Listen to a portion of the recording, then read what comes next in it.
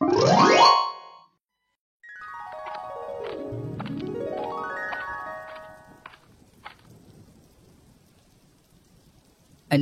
কোথায় তুমি? দেখে যাও নীলিমা, শুনে যাও, দেখো বৃষ্টিতে ভিজে ভিজে এসেছি।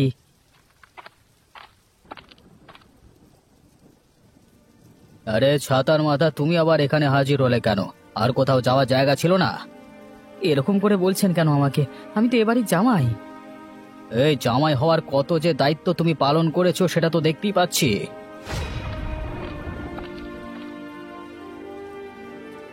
কি হয়েছে বাবা? কি চিৎকার চেঁচামেচি করছে বাড়িতে? দেখ, তোর অকাল কুষ্মাণ্ড বর এসে হাজির হয়েছে বাড়িতে। নিশ্চয়ই শহরে নিজের পেটে রোজগার করতে পারেনি, তাই ভিখিরির মতো বৃষ্টিতে ভিজে ভিজে হাজির হয়েছে এখানে। তুমিও আমাকে অপমান করলে এভাবে নীলিমা। তুমিও তো আমাকে ভালোবেসে বিয়ে করেছিলে।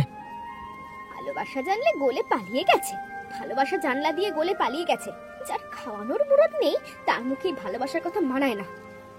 আমাকে অন্তত বাড়ির ভেতরে আসতে দাও নীলিমা। ঠিক আছে, এখনের মতো এসে যাও, তবে যত তাড়াতাড়ি সম্ভব বিদায় নেবে ততই মঙ্গল।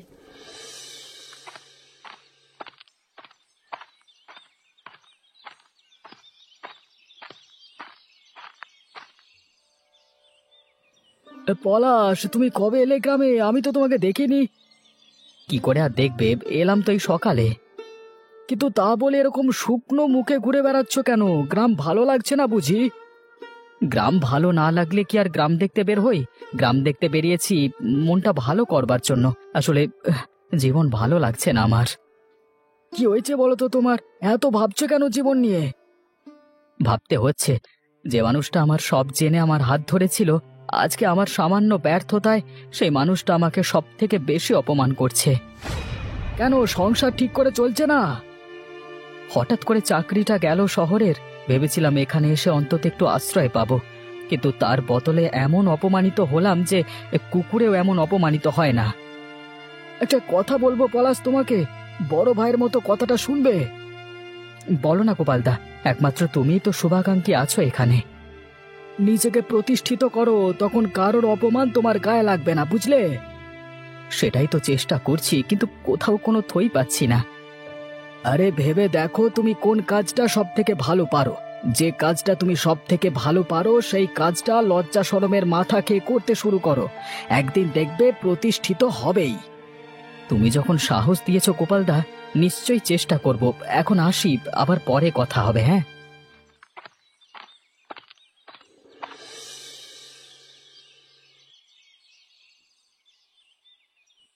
তুমি এ বাড়িতে বসে বসে খেলে কত টাকার অন্ন ধ্বংস করো সেটা জানা আছে তোমার? সেই জ্ঞান যদি তোমার থাকতো তাহলে কি আর ভিখিরির দশা এই বাড়িতে আশ্রয় নিত? আর কতদিন তুমি এভাবে বসে বসে খাবে বলো তো? একটা মানুষ এসে পড়ায় কি আপনাদের খুব অসুবিধা হচ্ছে? তাহলে কি আমি চলে যাব? এমন করে কথা বলছো যেন জগৎ উদ্ধার করে ফিরে আসবে, যেন আসার পর সারা গ্রাম তোমাকে মাথায় করে রাখবে। না, তোমাদের যদি এতই ক্ষতি করে থাকি তাহলে আমার আর তোমার ভার বওয়াটা উচিত নয়। তাহলে যাও না, কিছু করে দেখাও দেখি নিজের দমে। ঠিক আছে, আমি প্রতিজ্ঞা করছি, আমি নিজের পায়ে দাঁড়াবো এবং নিজেকে প্রতিষ্ঠিত করব। মুখের কথায় তো তুমি বাগ মারতে পারো, দেখবো কতটা সত্যি করে দেখাতে পারো। চেষ্টা নয়, সত্যি আমি এবার করে দেখাবো, এবং সেটাই হবে আমার এই অপমানের প্রতি উত্তর।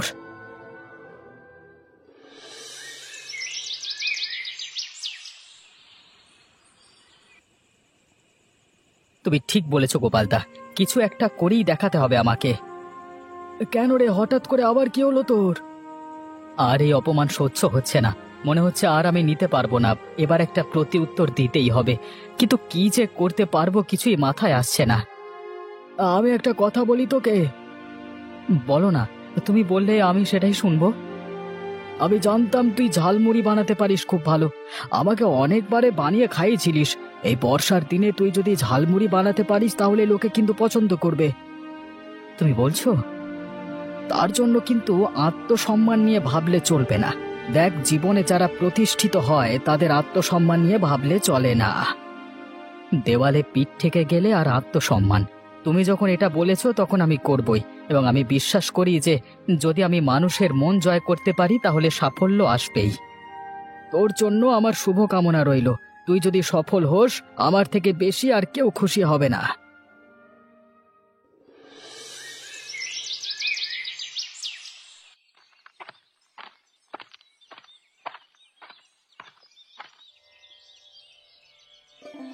বাড়িতে জামাই রেখেছেন আর দেখছেন না জামাই কি করে বেড়াচ্ছে?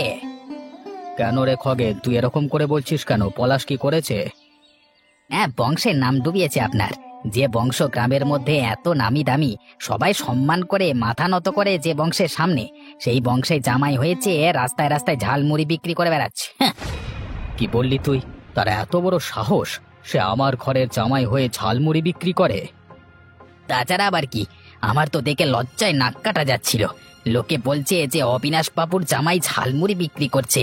অবিনাশ বাবু কি নিকম্মা জামাইকে দুমুঠো খাওয়াতে পারে না? লোকে এই কথা বলছে? বলবে না? লোকের তো এটাই সুযোগ। এই সুযোগে লোক বলবে, এটাই তো স্বাভাবিক।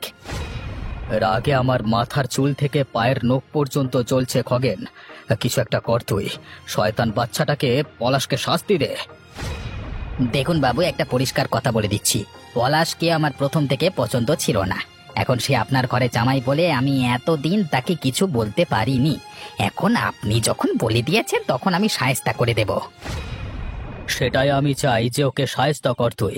আর এমন ভাবে শায়েস্তা করবি যেন কোনো দিন আর মাথা তুলে দাঁড়াতে না পারে। আমি নিজে ওকে জামাই বলে পরিচয় দিতে চাই না। আর আমি চাই না যে ও ফিরে এসে আবার আমার মেয়ের জীবনটা ধ্বংস করুক। দেখুন বাবু, ভুল মানুষ মাত্রই হয়। আপনাদের জীবনে পলাশ একটা ভুল, আর সেই ভুলটাকে আমি সরিয়ে দেব। তখন দেখবেন সব ঠিক হয়ে যাবে, আপনি নিশ্চিন্তে থাকুন।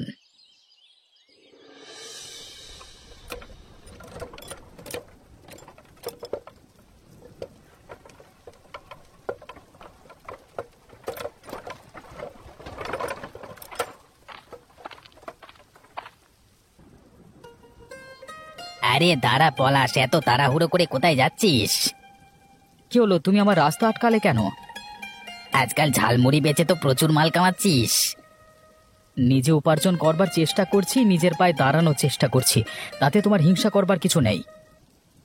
আমি কেন হিংসে করতে যাব? কিন্তু তুই যার বাড়িতে থাকিস, খাস, যার অন্ন ধ্বংস করিস, সে তো পছন্দ করছে না জিনিসটা। আর কি করে করবে বল? অবিনাশ বাবু আমার অন্নদাতা, সে যদি বলে তোকে সরিয়ে দিতে, তাহলে তো আমাকে কাজটা করতেই হবে, তাই না? মানেটা কি? তুমি চাও কি? দেখ ভাই পলাশ, তোর সাথে আমার অনেক পুরনো সম্বন্ধ, শত্রুতা। তাই আমি চাইছি শত্রুতাটা একেবারে শেষ করে দিতে। কিভাবে? এই দেখ।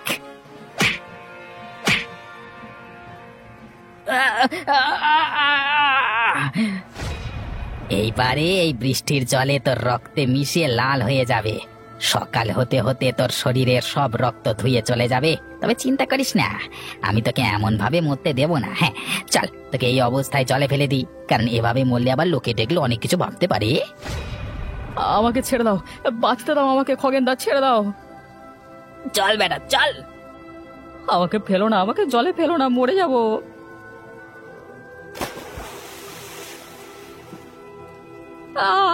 ডুবে যাচ্ছি, ডুবে যাচ্ছি, বাঁচাও। এতদিনে বেটার উপযুক্ত শাস্তি হয়েছে। হ্যাঁ যাই, অবিনাশ বাবুকে খবরটা দিয়ে আসি।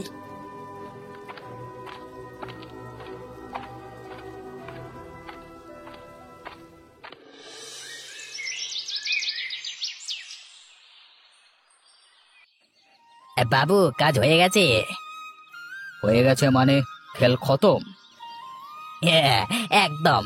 আপনার পলাশ বাবাজি আমার হাতের লাঠির খা খেয়ে জলে তলিয়ে গেছে। বেটা বাঁচবে না, ঠিক জানিস তো? আমার হাতে যে মার খেয়েছে সে বেঁচেছে এখনো পর্যন্ত। যাক, আপদ বিদে হয়েছে। তুই আমাকে শান্তি দিলি রে খগেন। এবার একটু শান্তিতে মান সম্মান নিয়ে বাঁচতে পারবো। আপনি সুখে শান্তিতে থাকবেন, সেটাই আমি চাই। এবারে বল, তুই কত নিবি? জাত শত্রু বিদে হয়েছে, এটাই আনন্দের। এর থেকে বেশি কি আর চাই?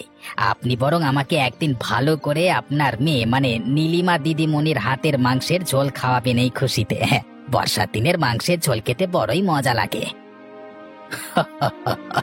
তুই যেদিন বলবি সেদিন খাওয়াবো তোকে।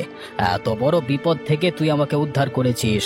শয়তান পলাশটাকে তুই খুন করেছিস, এতেই আমি শান্তি পেয়েছি। এটি কি শুনছি আমি? আমি যে নিজের কানকেও বিশ্বাস করতে পারছি না। হায় হায় হায়, এরা মানুষ না পিশাচ? আমি মানুষটাকে কোনোদিন মন থেকে ঘৃণা করিনি, হ্যাঁ, আমি ওর সামনে রাগ দেখিয়েছি যাতে ওর জীবনে উন্নতি হয়, কিন্তু এরা মানুষটাকে মেরে ফেললো। না না, সে মরতে পারে না, আমি বিশ্বাস করি না। এখন বুঝতে পারছি আসলে কে প্রতারক।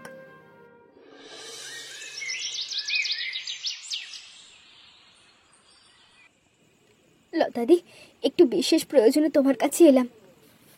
কি হয়েছে রে নীলিমা? আমি বড় ভুল করে ফেলেছি, তাই গোপাল দাদার কাছে আমার যাওয়ার মুখ নেই, তাই এসেছি তোমার কাছে। আরে বাবা, কি হয়েছে বলবি তো? আমি আমাদের মানুষটাকে অপমান করেছিলাম, কিন্তু কোনোদিন চাইনি যে সে মারা যাক। হাজার হোক তাকে ভালোবেসে বিয়ে করেছিলাম, কিন্তু আমার বাবা আর খগেন সবাই মিলে ষড়যন্ত্র করে পলাশকে খুন করে জলে ফেলে দিয়েছে। কি বলছিস তুই? গত রাতে সে যখন ঝালমুড়ি বিক্রি করে বাড়িতে ফিরছিল, তখন খগেন তাকে আক্রমণ করে লাঠির বাড়ি মেরে ওকে জলে ফেলে দিয়েছে। তাহলে তোর ঠিক থাকার সম্ভাবনা খুব কম, কিন্তু আমি বিশ্বাস করি না সে মরতে পারে। ও খুব সাহসী ছেলে। তুমি গোপালদাকে একটু বলো না, একটু খোঁজ নেবে গো। তোর গোপালদা জানতে পারলে নিশ্চয়ই প্রচন্ড খোঁজ করবে, কিন্তু তুই যেভাবে বলছিস তাতে তো পাওয়ার সম্ভাবনা খুব কম। তবু আমার বিশ্বাসও ফিরে আসবে। তোর বিশ্বাস আর ভালোবাসার জোর যখন আছে, তখন ওপরওয়ালার কাছে প্রার্থনা কর সে যেখানেই থাকুক ভালো থাকুক, আর একদিন তোর বুকে ফিরে আসুক। আমি প্রার্থনা করে যাব, তুমি শুধু গোপালদাকে একটু বলো। সে বিষয় তোকে চিন্তা করতে হবে না, আমি সেদিকটা দেখে নেব।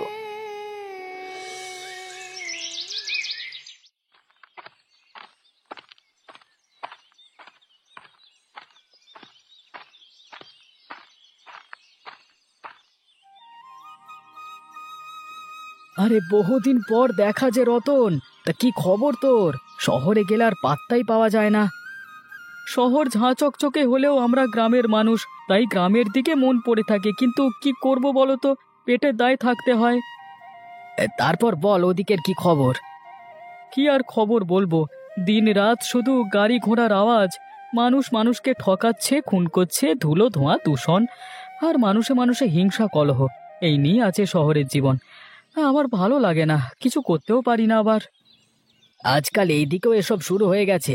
এই দেখ না, অবিনাশ বাবুর জামাইকে কদিন আগে মেরে কোথায় যে ফেলে দিল সেটা তো জানতেই পারলাম না। আরে এই কথা বলতে আমার মনে পড়লো, শহরে হঠাৎ করে একটা কোত্থেকে লোক এসে ঝালমুড়ির ব্যবসা করে জমিয়ে দিয়েছে। হ্যাঁ, কি বললি তুই? ঝালমুড়ি? ব্যাপারটা খুলে বলতো আমাকে। আরে লোকটা কোত্থেকে এলো হঠাৎ করে জানি না, প্রথমে তো রাস্তার ধারে ঝালমুড়ি বিক্রি করত, কিন্তু তারা এত ভালো ঝালমুড়ি এবং এত বিক্রি যে দুদিনের মধ্যে দোকান খুলে একেবারে মানে বড় দোকান বানিয়ে ফেলেছে। তুই তার দোকান চিনিস? আমি তো রোজ খাই তার কাছে। তাহলে তার ঠিকানাটা দে তো, আমি যাব তার কাছে। এই নাও, লিখে নাও ঠিকানা। বেশ, যাও না, তোমারও ঝালমুড়ি খেতে বেশ ভালো লাগবে, দেখো। হে,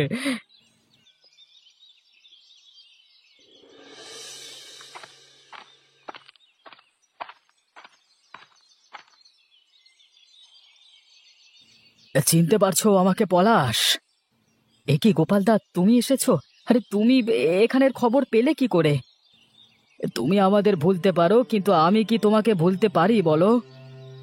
ভুলিনি গোপালদা, কাউকেই ভুলিনি, তবে দূরে আছি, ইচ্ছে করেই দূরে আছি। মানুষের স্বার্থপরতা আর পৈশাচিকতা নিতে পারলাম না গো, তাই এই দূরে থাকবার জীবনটাই বেছে নিয়েছি। কিন্তু দূরে থেকে যে অপমানের প্রতি উত্তর দেওয়া যায় না, নিজের ভেতরে সেই তাগিদটা নাই গো। কাদের উত্তর দেব? উত্তর তাদেরকে দেওয়া যায় যাদের সামনে যেতে যাওয়ার বাসনা থাকে। আমার কাউকে দেওয়ার কিছু নেই, আর পাওয়ারও কিছু নেই। নিজের মানুষ যখন আমাকে খুন করতে, তখন আর কাকে বিশ্বাস করব? দেখো, প্রত্যেক মানুষে ভুল করে, আর আমাদের উচিত একবার হলেও সেই ভুলটাকে ক্ষমা করা, অথবা সেই ভুলটার জন্য তাকে উপযুক্ত শাস্তি দিয়ে শুধরে দেওয়া। তুমি আজকে প্রতিষ্ঠিত হয়েছো তোমার পথে, সেজন্য আমি খুব খুশি, কিন্তু তুমি কি ভেবে দেখেছো তোমার জীবনে যদি আঘাত না আসতো তাহলে তুমি এত বড় প্রতিষ্ঠিত হতে পারতে না? সেই কথাটা তুমি ঠিকই বলেছো গোপালদা, এই কথাটা আমিও ভাবি মাঝে মাঝে, তাই আর কারোর প্রতি অভিমান রাখিনি মনে। ওপরওয়ালা যা দিয়েছেন আমাকে তাই মেনে নিয়েছি আমি। তুমি ভাবছো যে তোমার অনুপস্থিতিতে তোমার বউ খুব সুখে আছে, আসলে সে যে তোমাকে কতটা ভালোবাসতো তোমার চলে যাওয়া সেটা প্রমাণ করে দিয়েছে। সে এখন আগের মতো নেই। রোজ তোমার জন্য কাঁদে আমার কাছে এসে, রোজ খবর নেয়, রোজ তোমার বৌদিকে জিজ্ঞাসা করে তোমার কোনো খবর পেলাম কিনা। কিন্তু আমি কি করতে পারি বলো? একটা বারের জন্য হলেও ফিরে চলো। সকলের জানা উচিত যে তোমাকে খুন করবার চেষ্টা করেও তারা আটকে রাখতে পারিনি। তুমি তো তোমার রাস্তায় চলে সফল হয়েছো। এত করে যখন বলছো তখন যাব, কিন্তু মনে রেখো আমার এই ঝালমুড়ি বিক্রি করাই জীবন। এ জীবন আমি ছাড়তে পারবো না। তোমাকে ছাড়তে হবে না তোমার জীবন, শুধু তুমি সবাইকে একবার দেখিয়ে দাও যে কোনো কাজ ছোট নয়, কোনো কাজ করে কারোর সম্মানহানি হয় না, সব কাজই প্রতিষ্ঠিত হওয়া যায়। এত করে তুমি যখন সাহস দিচ্ছ আর তোমার কথা যখন শুনে এসেছি এতকাল, তখন যাব তোমার সাথে।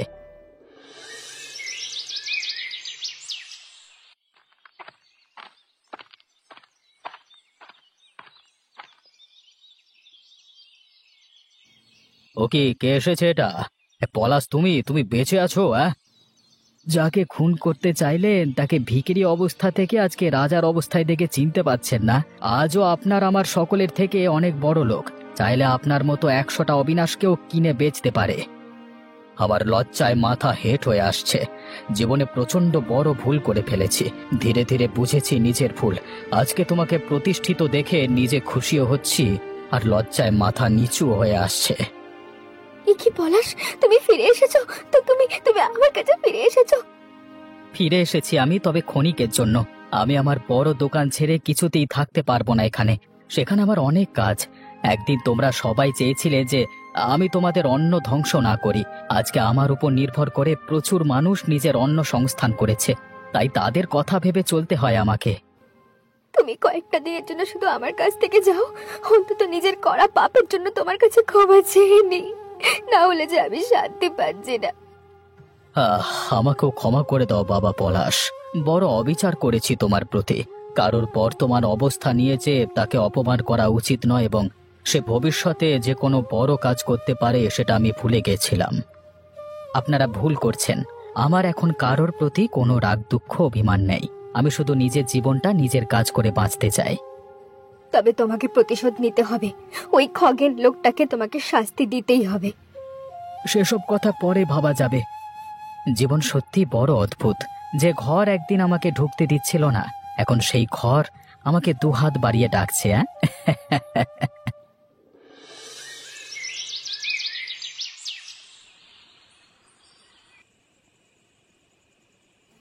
আমি জানি তুমি আমাকে কোনোদিন ক্ষমা করবে না, কিন্তু আমি তোমার কোনোদিন ক্ষতি চাইনি। আমি তোমাকে খারাপ কথা বলতাম যাতে তুমি সেই কথাগুলো শুনে নিজের জীবনে প্রতিষ্ঠিত হতে পারো। আসলে আমার নিজের খুব খারাপ লাগতো যে তুমি আমার বাপের ভরসায় জীবন কাটাবে। আমার তোমার প্রতি কোনো রাগ নেই। তাহলে তুমি দয়া করে আমার বাবাকেও ক্ষমা করে দিও। দেখো, মানুষ তো জীবনে অনেক ভুল করে, তবে এই খগেন লোকটাকে ক্ষমা করো না। ও বাবাকে উস্কে এই কাণ্ডটা করেছে। তোমাদের যদি মনে হয় শাস্তি দিয়েই সঠিক ফল পাওয়া যাবে, তাহলে বেশ। ফল পাওয়া যাবে কতটা শাস্তি দিয়ে জানি না, তবে মানুষের কাছে অন্তত এতটা বার্তা যাবে যে কাউকে নিয়ে কারোর কাছে চুগলি করতে নেই। ঠিক আছে, সেই দায়বদ্ধতা থেকেই আমি তোমাদেরকে সাহায্য করব খগেনকে শাস্তি দেওয়ার জন্য। আসলে সে তার পুরনো রাগের বদলা নিয়েছে তোমার ওপর। সেটা আমি খুব ভালো করেই জানি। আমিও খুব খুশি হয়েছি তোমাকে প্রতিষ্ঠিত দেখে। এখন থেকে আমি আর তুমি একসাথে থাকবো। ঠিক আছে, তুমি যা চাইছো তাই হবে, কিন্তু খগেনকে কিভাবে শাস্তি দেওয়া যায়? সে তোমার সঙ্গে যেটা করেছে তুমি ওর সাথে একদম সেটাই করবে।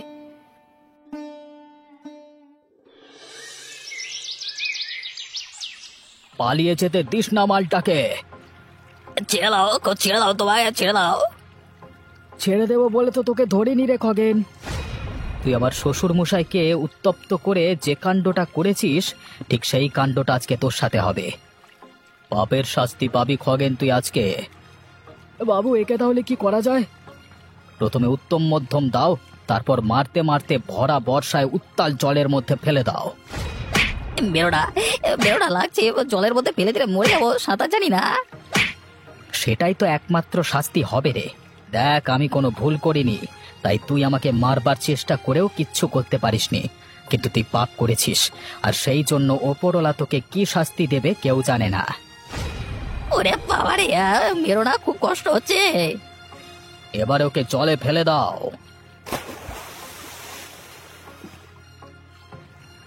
বাঁচাও, কে কোথায় আছো? বাঁচাও, মরে যাবো, বাঁচাও, হায় ঈশ্বর রক্ষা করো। আজকে তোকে কেউ রক্ষা করতে পারবে না। সকলের কাছে এরপরে অন্তত একটা বার্তা যাবে যে কেউ যদি ভুল সিদ্ধান্ত নেয় তাকে শুধরে দেওয়া উচিত, তাকে কুবুদ্ধি দিয়ে আরো পাপ করানো উচিত নয়। বাবা পলাশ, তুমি আমাকে ক্ষমা করে দিও, না হলে তুমি চাইলে আমিও জলে ঝাঁপ দিতে পারি। না না, আমি আপনার উপর কোনো রাগ করিনি। তাহলে এবার থেকে এই গ্রামে তুমি একটা তোমার ঝালমুড়ির দোকান খুলবে। আপনি যখন বলেছেন তখন আমি শহরের দোকানের পাশাপাশি এই গ্রামেতেও একটা ঝালমুড়ির দোকান খুলব। তাহলে আমরা রোজ পলাশের দোকানে ঝালমুড়ি খাবো আনন্দ করে।